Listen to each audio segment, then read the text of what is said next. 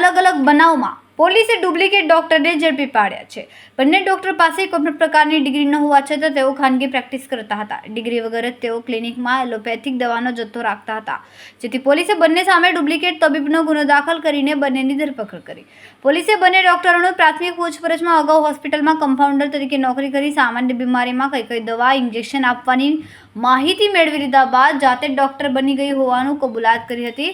પોલીસે ક્લિનિકમાંથી દવા ઇન્જેક્શન સહિત કુલ ₹30,000નો દવાનો જથ્થો કબજે કર્યો।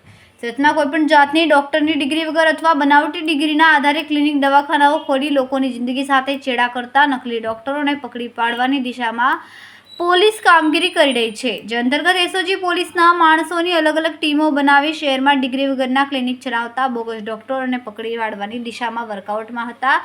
બાતમી મળી હતી કે પાંડેસરા વિસ્તારમાં આવેલા બે બોગસ તબીબો દ્વારા ક્લિનિક ખોલી લોકોના આરોગ્ય સાથે ચેડા કરી રહ્યા છે। બાતમીના આધારે પોલીસે જિલ્લા પંચાયત હેલ્થ વિભાગના અધિકારીઓ સાથે એક ટીમ બનાવી પાંડેસરા ગોવાલક રોડ રામનગર ખાતે આવેલ જગન્નાથ ક્લિનિકમાં ડમી પેશન્ટ મોકલી રેડ પાડી હતી, જેમાં 28 વર્ષીય આરોપી હિમાંશુ શેખર ગૌરીશંકર પ્રેક્ટિસ કરતો હોવાનું બહાર આવ્યું।